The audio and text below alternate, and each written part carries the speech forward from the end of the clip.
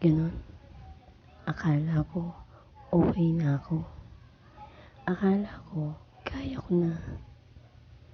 Pero bakit sa isang text mo lang, eto ako, halos lumubog ako sa kinupuan ko. Habang binabasa ko ang mga text mo. Sa pag-open ko ng message mo, hindi ko mapigilan ng mga mata ko na umiyak at bumalik lahat ng sakit na iniwan mo.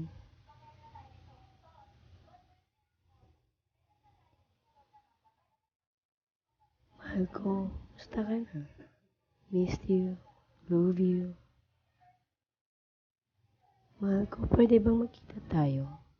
Sobrang miss na kasi kita.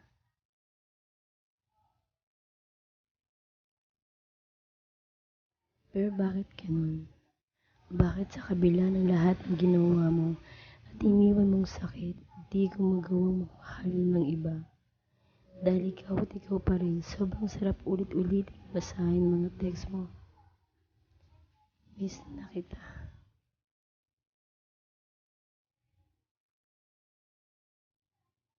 Gusto pa rin ang buong pagkatao kung mumukhang tanga para sa'yo. Nang ulit-ulit. Bakit? Dahil ikaw lang ang nagpasaya sa akin. Yung saya na hindi ko nakita at naramdaman sa kanya. Ikaw lang nagparamdam sa akin kung paano mahalin ng totoo. Pero nagkamali ako. Dahil tulad ng iba, sa huli pala ay sasaktan mo rin pala ako. Ang walang katapusang kasiyahan ay may hangganan. Sinubukan kong lumayo. Kalimutan ng lahat papalayo sa'yo.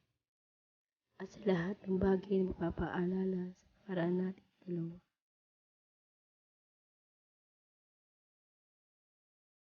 Pero bakit ganun? Kahit anong gawin ko, sa bawat paglayo ko, ang mga paa ko sa iyo at sa iyo pa rin patungo.